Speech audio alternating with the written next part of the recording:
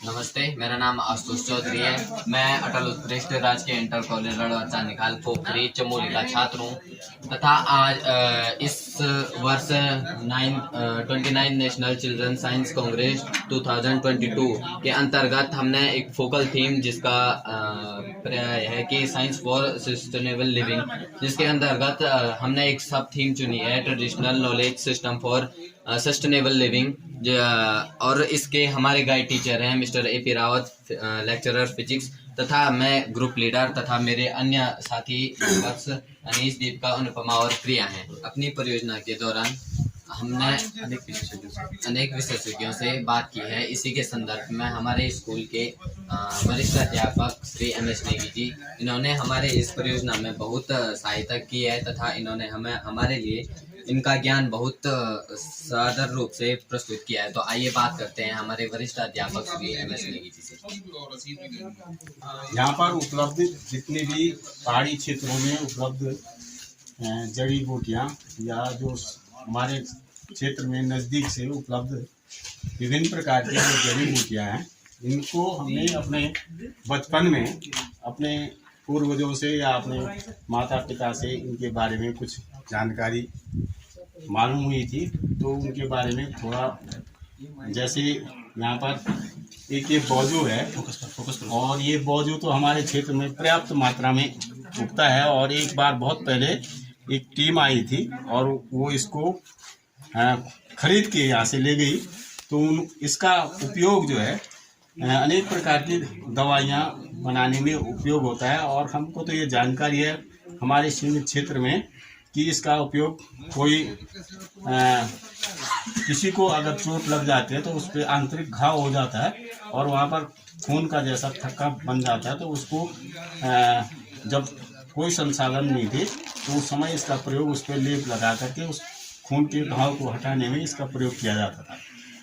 और वर्तमान में और आगे बड़ी औद्योगिक स्तर पर तो हमें जानकारी नहीं है कि इससे और क्या क्या बनता है।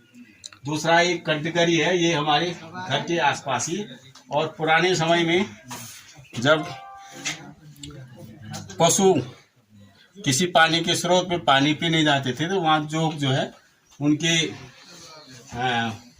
नाक में चली जाती थी।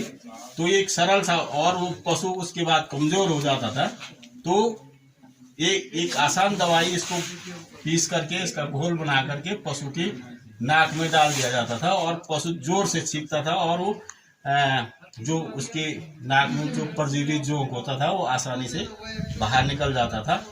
और इसके बाद है सिलपाड़ी का उपयोग स्वयं हमने सुना है कि ये पथरी के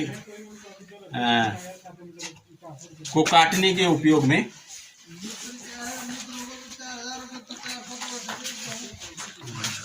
पथरी के लिए एक आयुर्वेदिक दवाई है। और इसका सुखा करके इसका पानी में इसका घोल बना करके इसको आराम से लंबे समय तक पीना है। तो धीरे धीरे ये पथरी जो है कट जाती है।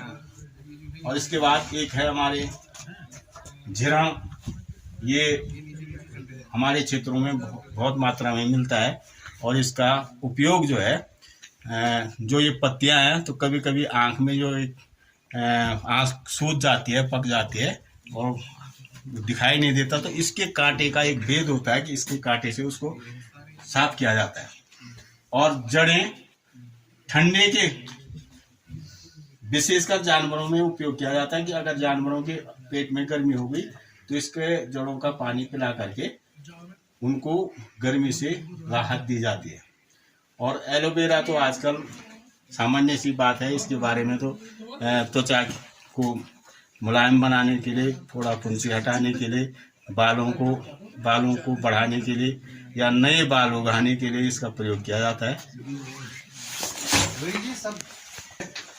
कैंसर के काम में जो आम हर जगह उगती है। और इसका महत्वपूर्ण उपयोग यह है कि कहीं पर अगर आदमी के पैर में मोच आ गई तो इसको अगर ताजी उसको उठा करके अगर उसका सेक किया जाए तो कुछ देर के लिए मोच खत्म हो जाती है। ये एक नॉन घास है, ये एक मकड़ा बोलते हैं जो सामान्य फुंसी के रूप में होता है, तो ये इसको उस पर पीस करके और तेल के साथ इसका लेप किया जाता है, तो उससे बड़ी राहत मिलती है। और किलमोड़ जो है ये विशेषकर आँखों की सफाई के लिए इसका प्रयोग किया जाता है, और इसकी को सुखा करके इसकी जड़ों को पीस करके और आँखों के लिए विशेष उपयोग इसका होता है, रूप में प्रयोग होता है। और इसका उपयोग दांतों के मसूड़ों को साफ करने में और दांतों की बीमारी से इसको अक्सर इसका प्रयोग किया जाता है। धन्यवाद। तो आज के समय में हमारे पहाड़ी क्षेत्र में बहुत ही औषधियाँ, जड़ी बूटियाँ बहुत ही उपलब्ध मात्रा में प्राप्त होते हैं, लेकिन आज के समय में मनुष्य धीरे धीरे बीमार पड़ता जा रहा है। कोई कैंसर के रोग से प्रभावित है, कोई शुगर के रोग से प्रभावित है, कोई थायराइड के रोग से प्रभावित है। धीरे धीरे हर मनुष्य प्रवेश कर रहा है, जिससे कई बीमारियां उत्पन्न हो रही हैं। बीमारियां तो ठीक हो रही हैं, लेकिन उनका पूरा इलाज नहीं हो पा रहा है, जिससे कई साइड इफेक्ट्स हो रहे हैं और उनको दूसरी बीमारियां जो हो रही हैं।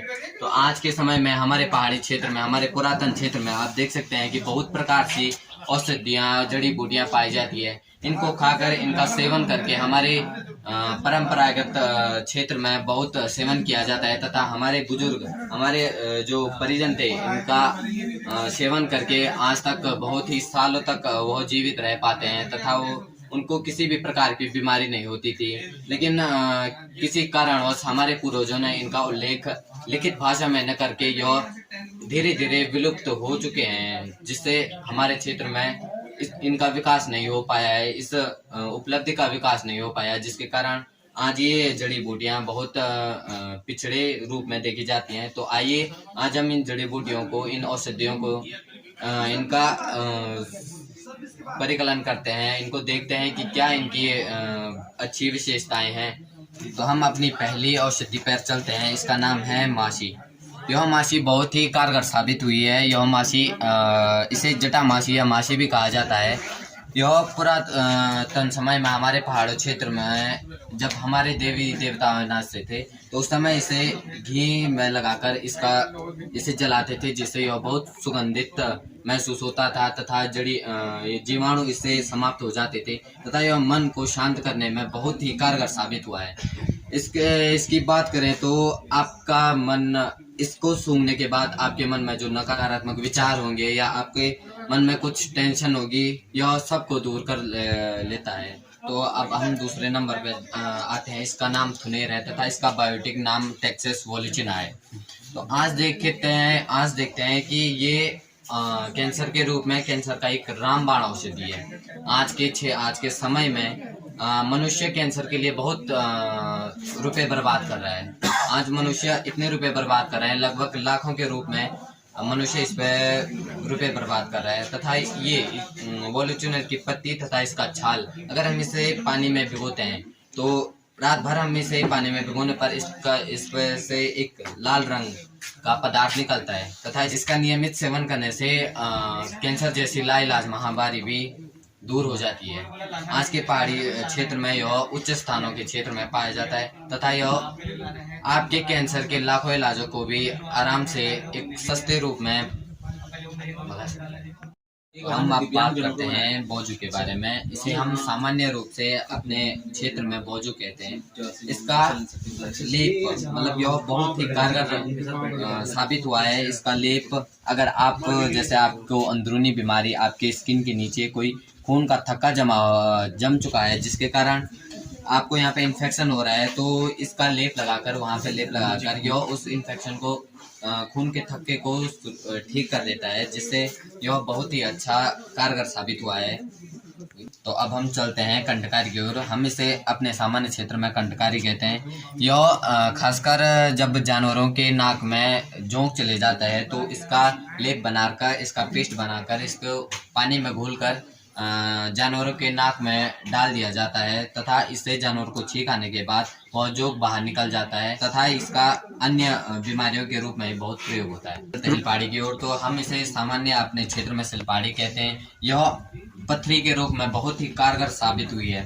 इसके पथरी के, इसके इसको पानी में मिलाकर, इसको पीस कर पानी में मिलाकर या इसे धोकर साबुत अपने आप मुंह में रख सकते हैं, जिससे यह पथरी को तोड़कर एक बहुत ही अच्छी दवाई का काम करता है। तो अब हम आते हैं झिरनी पर। तो यह बहुत ही अच्छा पौधा है, यह बहुत ही अच्छी औषधि है। तो आप देख सकते हैं कि कंटीला होता है ये। तो इस कंटीले से जब किसी मनुष्य के आंख में सूजन आ जाती है तो इसके स्पर्श मात्र से यह ठीक हो जाता है तथा यह बहुत ठंडा होता है। तो इसके जड़ों का सेवन करके मनुष्य अपने मतलब उसके अंदर की सारी गर्मी दूर हो जाती है। अब हम आते हैं तेज पत्ते के रूप में। तो यह एक बहुत ही लाभकारी पौधा है। यह पेड़ लगभग 30 से 40 मीटर का होता है तथा यह बहुत ही अच्छा है। इससे मसाले के रूप में प्रयोग होता है तथा इसको चाय या कॉफ़ी या दूध आप किसी में भी इसका सेवन कर सकते हैं तथा यह आपके शरीर में इम्यूनिटी पावर को बढ़ाता है। शुगर की बीमारी में भी बहुत ही प्रयोग होता है। हम आते हैं एलोवेरा के बारे में। यह स्किन प्रॉब्लम के लिए बहुत ही अच्छी दवाई है तथा मनुष्य के बाल झड़ने की बीमारी में इसका लेप लगाकर वहाँ पर दोबारा बाल उगने शुरू हो जाते हैं तथा इसका जूस, इसकी सब्जी, इसका सेवन करने से मनुष्य की इम्यूनिटी पावर में बहुत ही वृद्धि होती है।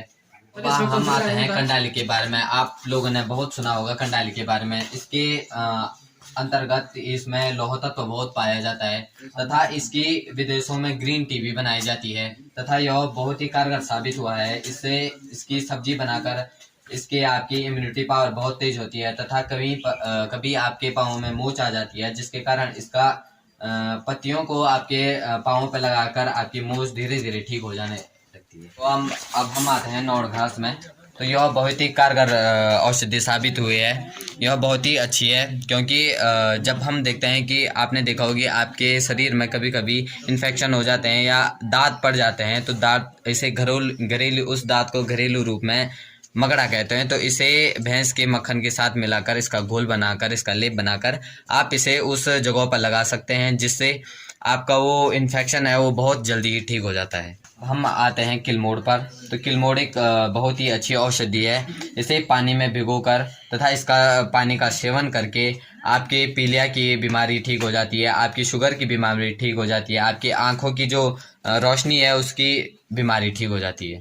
तो अब हम आते हैं इलाड़ू पर। तो इलाड़ू उच्च पर्वतीय क्षेत्रों में लताओं के रूप में पाया जाता है तथा इसके अंदर के बीजों को पीसकर जैसे जानवरों को पेट की बीमारी में यह बहुत ही कारगर साबित हुआ है। तो अब हम आते हैं टिमरू पे। यह उच्च पहाड़ी क्षेत्रों में एक पेड़ के रूप में पाया जाता है तथा यह दांतों के रोगों के रूप में बहुत ही प्रयोग होता है और इसका पेस्ट बनाकर आपकी दांतों की सभी समस्याएं समाप्त हो जाती है। इसे पहाड़ी केसर कहा जाता है।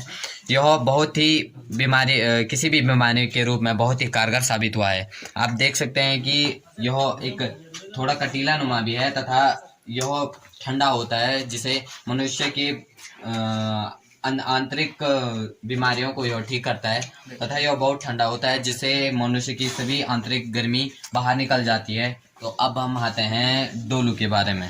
तो आप इसे डोलू को देख सकते हैं। यह एक पर्वतीय क्षेत्र में, बहुत ही उच्च पर्वतीय क्षेत्र में पाया जाता है। डोलू एक प्रकार की जड़ है जिसका बहुत ही बीमारी के रूप में बहुत ही प्रयोग किया जाता है। यह आप इसको रगड़कर, जमीन में रगड़कर इसका पेस्ट बनाकर फोड़े फिंसी के रूप में या उस पेस्ट को फोड़े फिंसी पर लगाकर इससे फोड़े फुंसी ठीक हो जाते हैं। तो हमने सभी औषधियों, सभी जड़ी बूटियों के बारे में आपने अभी अध्ययन किया। तो आप देख सकते हैं आज के क्षेत्र में बहुत बीमारियां हैं। शुगर है, पीलिया है, बहुत ही कैंसर है, बहुत सी बीमारियां आज देख सकते हैं और सारी मनुष्य जाति एलोपैथी की ओर जा रही है। और आप देख सकते हैं ये जड़ी बूटियां इतनी अच्छी कारगर साबित हुई हैं कि आप देख सकते हैं कि हर बीमारी के क्षेत्र में यह कारगर साबित हुई हैं। और मैं अंतिम में यह कहना चाहता हूँ कि यह बहुत सस्ती हैं। आप पहाड़ों में सभी जगह आपको यह मिल जाएंगी, तो आपका ज़्यादा खर्चा नहीं होगा तथा आप कहीं भी इन्हें प्राप्त कर सकते हैं। इस बार की राष्ट्रीय बाल विज्ञान कांग्रेस के लिए अटल उत्कृष्ट जीआईसी रड़वा चांदनी खाल की टीम ने जो टॉपिक यहाँ पे सब थीम का चयन किया है, traditional knowledge system for sustainable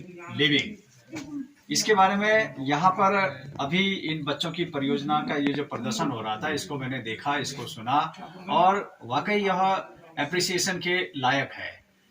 आजकल हम देख रहे हैं कि तमाम जो हमारी बीमारियां हैं, प्राचीन समय में उनका एक सटीक इलाज होता था और वो लोकल में ही हमको उपलब्ध हो जाता था इन जड़ी बूटियों के माध्यम से ही। लेकिन बीच में हम त्वरित निवारण के लिए हम केमिकल्स की ओर चले गए, जिनके की साइड इफेक्ट्स भी हमको देखने को मिल रहे हैं। जबकि हमारे आसपास ही हाई एल्टीट्यूड में कई ऐसे मेडिसिनल प्लांट हैं जिनसे कई लाइलाज बीमारियां, सामान्य बीमारियां, चाहे वो ब्लड प्रेशर की हो, चाहे वो श्वास की हो, इवन कैंसर की बीमारी हो, उनका निदान तो इनसे बड़ी आसानी से हो सकता है, जैसा कि आप लोगों ने यहाँ पर सुना हो। साथ ही साथ मैं यह भी बताना चाहूंगा कि इस समय जो ये कोविड काल चल रहा है, इस समय इम्यूनिटी सिस्टम डेवलप करने की बात जो चल रही है, उसके लिए बाजार में तमाम केमिकल से लिपटी हुई दवाइयां आ रही है, लेकिन हम अपने आसपास के इन मेडिसिनल प्लांट्स को नहीं देख पा रहे हैं,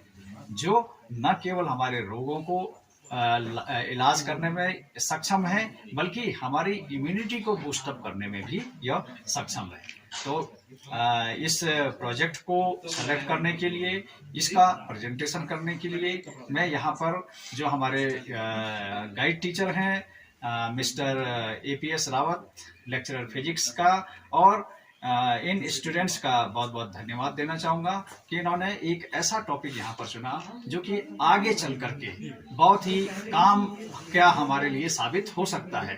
हम इस कोविड काल में देख रहे हैं कि कई हमारे युवा जो है बेरोजगार होकर के वापस पहाड़ों में लौट आए हैं, उनके लिए यह एक रोजगार का अवसर भी हो सकता है। तो यह केवल प्रोजेक्ट के पॉइंट ऑफ व्यू से ही नहीं इसकी इम्पोर्टेंस है, बल्कि हम देखें तो इसका इकोनॉमिक से भी इसका हम इसको रिलेट कर सकते हैं और स्वास्थ्य के दृष्टि से तो यह लाभदायक है ही है। तो मैं बहुत बहुत शुभकामनाएं देना चाहूंगा अटल उत्कृष्ट GIC रड़वा के टीचर्स और स्टूडेंट्स की टीम को।